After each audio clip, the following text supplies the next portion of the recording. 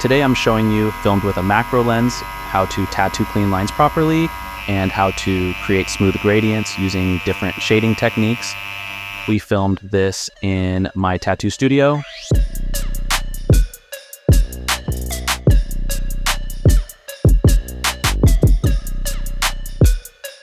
My brother is filming everything today, but unfortunately he was in a bad mood because he's actually on vacation, but you just can't say no to your favorite brother. I'd say for every 500 likes on this video, my brother gets another beer. When I told him that, he immediately cheered up. So if you want to buy my brother a beer, like the video, here is my YouTube wall. These are my tattoo machines.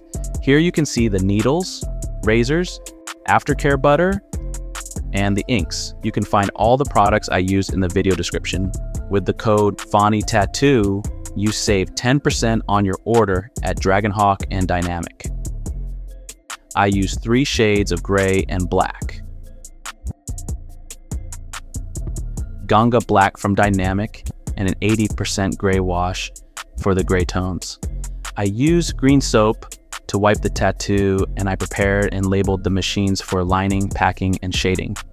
I thoroughly shaved the area where the tattoo will be placed and then cleaned the area with a skin disinfectant. Then I applied a thin layer of stencil stuff, placed the stencil, and removed it. My client wasn't happy with the position, so we applied it again.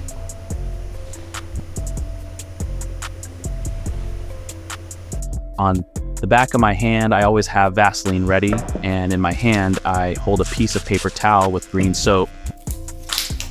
For the lines, I used a 7-round liner needle. I usually work with 8 volts for lining, but beginners can also work with less. I use a stroke of 4.2 millimeters and let the needle stick out of the cartridge by about 4 millimeters. I did the lines with pure black, and before tattooing any area, I always apply a very thin layer of Vaseline. Anyone who wants to recreate this tattoo on fake skin can find the stencil and the reference design in the video description. At the beginning, I always do an airline to get a good feeling. With the very first line, my main goal is to get to know the skin and definitely not to go too deep. The line was already quite good, but I can still go a little deeper.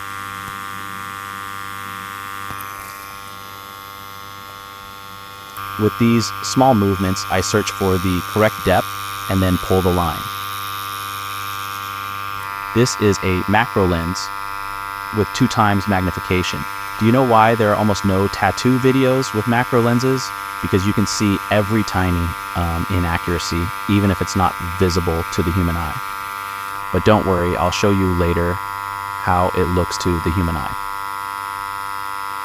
Back when I started, I would have loved videos like this, so I'm happy to accept the pressure that comes with it. This is very important for beginners. It's better to tattoo too shallow than too deep and cause a blowout. You can always rework a tattoo, but you can't reverse a blowout. Over the years, I've learned how deep I need to go so the ink stays in the skin, and that's exactly how deep I tattoo. With the macro lens, you get a very good insight into how to tattoo clean lines. In this camera angle, you can see how I see the tattoo without the macro lens. The difference is insane. On this skin, I tattoo at about 0.5 millimeters deep. That is exactly deep enough for it to last.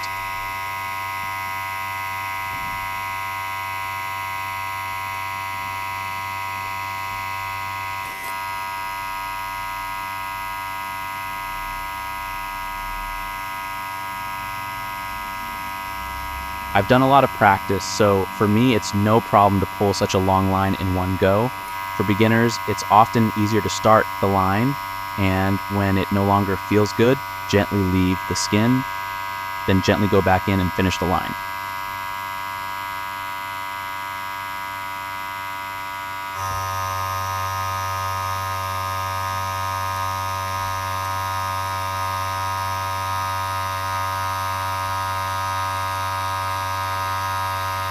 In this camera angle, you can clearly see how I support my hand on my thumb while stretching the skin with my free hand.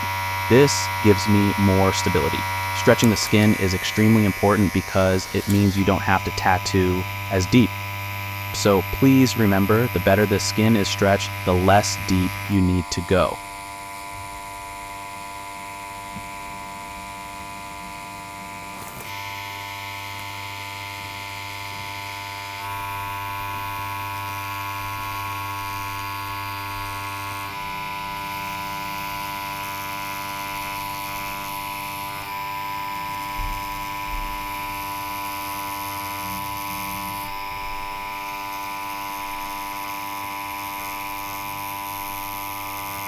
This is how the lines look to the human eye. I think the difference compared to the detailed macro shot is huge.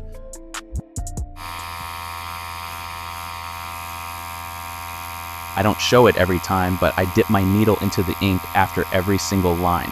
This is incredibly important so the skin doesn't get overworked. If you don't have enough ink in the cartridge, you might need to go over the line more often, and that can damage the skin. Going over the same line twice is not a problem, but anything beyond that can already cause skin injuries.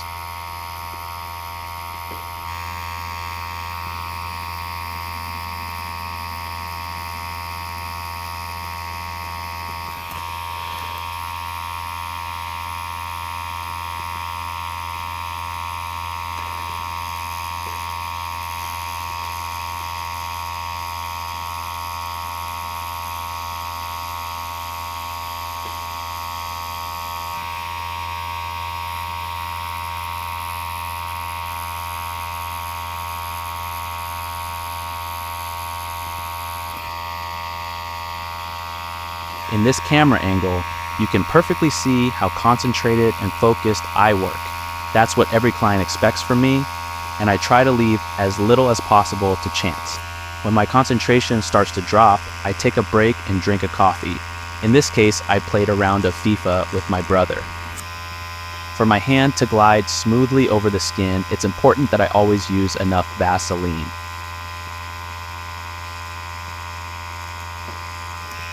In the end, when it comes to lining, the most important thing is to develop many small skills and combine them into a clean technique. My client has very dry skin, so I had to clean my needle more often because the small skin flakes clogged it.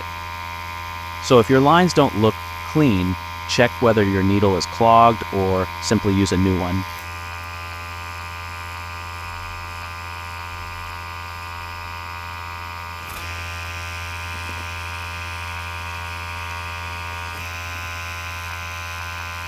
Personally, I also think it's important to use a machine with a stroke of more than 4 millimeters for lining.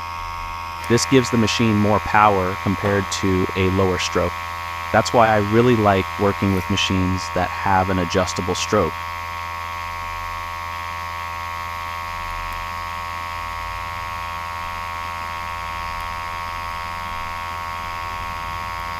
There are clients, like this one for example, who are simply very restless and move or twitch constantly. But since this is almost everyday life for me, I know how to handle it. That's also what the freehand is for. With it, you can perfectly compensate for the client's movements. That might sound a bit strange, but anyone who has ever tattooed knows exactly what I mean. Of course, a tattoo is made by humans on humans, and wherever there are no robots, there is no 100% perfection, and that's totally fine.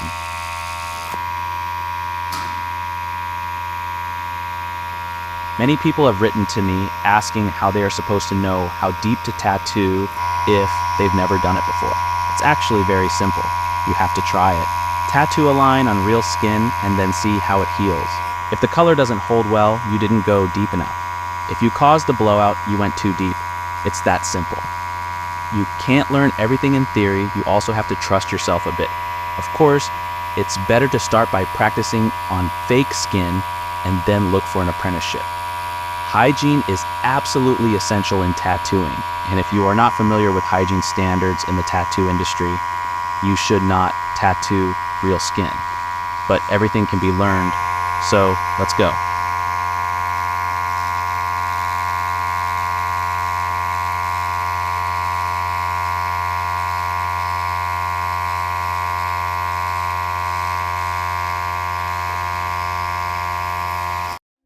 This is exactly how I wanted the lines to look, and that's exactly how they turned out.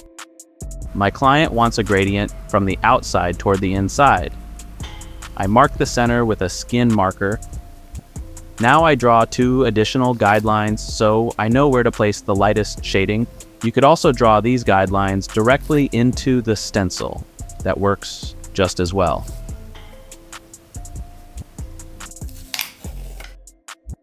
For this, we use a 13 soft edge Magnum, 8 volts, and I set the stroke to 3.3 millimeters. In this step, I work from light to dark. I start with the lightest gray tones and gradually build the shadows outward. The center remains the lightest. This creates the clear highlight edge in the lettering. It's important to slowly build up the tones and blend the transitions cleanly so the shading looks soft and even. You can also work from dark to light. In that case, you need a water cup to rinse the needle after each pass. I create a soft gradient using the pendulum shading technique. With almost no other technique can you achieve such smooth shading. It's also my absolute favorite technique. On top of that, you're about twice as fast compared to shading in only one direction. In this camera angle, you can clearly see how I stretch the skin and how I hold the tattoo machine. When I work like this, it simply makes me happy. The reason is that I have such a solid system for building these shadings. I have no worries or fear because I know exactly how it works. What I want to tell you is that it feels really good to have a repertoire of techniques and to use them at the right time and in the right place. It feels like a Tetris piece fitting perfectly into a gap. I do this everywhere, and then we jump to the next step. But be careful. This won't be done the same way all the way to the end because there's a special tip for beginners coming up.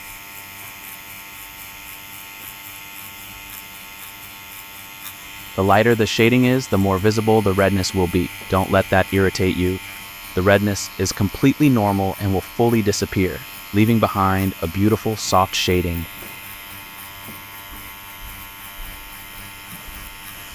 With the second lightest gray tone, I now blend the lightest gray shade.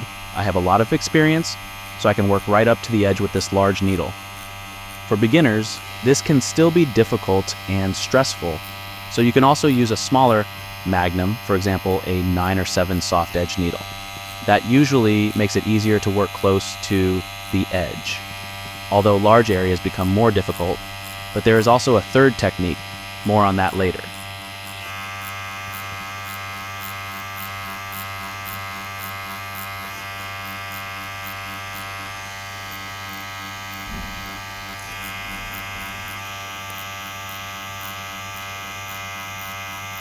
The design could also be fully filled in, which would also look cool, or you could create a gradient from bottom to top.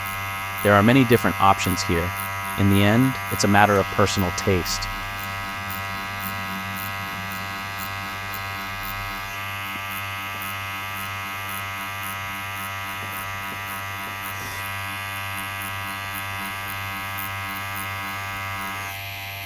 Now I've switched to dark gray. After this, only black remains. You can also work directly away from the edge with this large needle. This works very well, but it requires some practice. I don't work through all gray tones, layer by layer, all the way down. If I were to do everything in light gray first, then medium gray, then dark gray, and finally black, I would have to tattoo over the same areas multiple times. That would unnecessarily stress and damage the skin. That's why I divide the shading into clear sections and work each area with its intended gray tone. Here you can clearly see that when you hold the Magnum needle sideways, you can also shade very thin areas.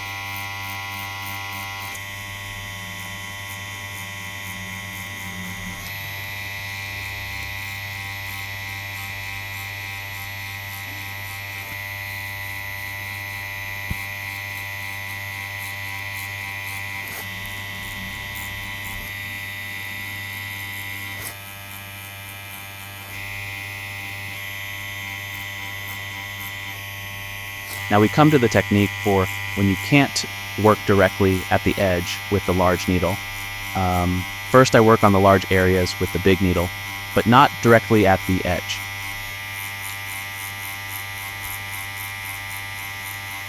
Then I take a 7-round shader needle and work directly at the edge with it because it's much easier.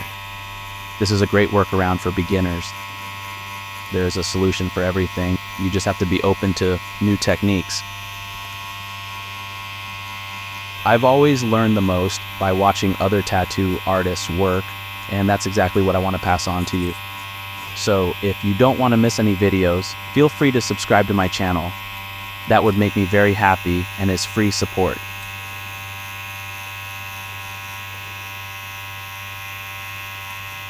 Even though we are already very dark, I leave the area that will become black untouched, just as we discussed, so the skin isn't unnecessarily damaged.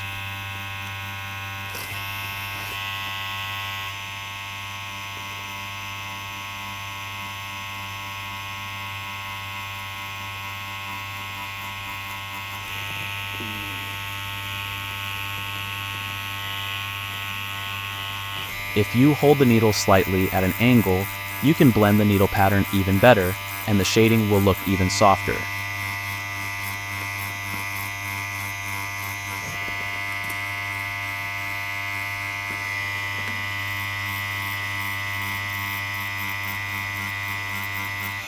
Now I use pure black and fill in the remaining area. I want to thank all channel members. No matter which membership you have, it's a huge support for me and motivates me to keep making free videos for you. Thank you so much for everything.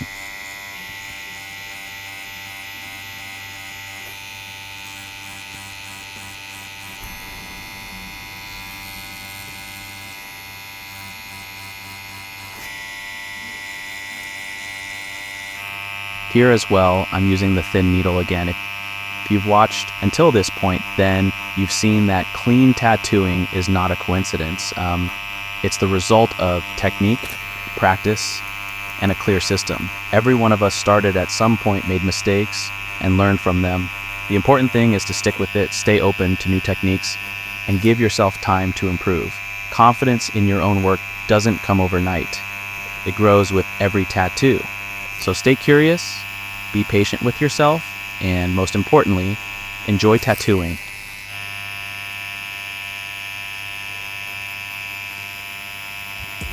This is what the finished tattoo looks like after 24 hours. You can find all products in the video description. If you want to learn how to tattoo a realistic portrait, check out this video here.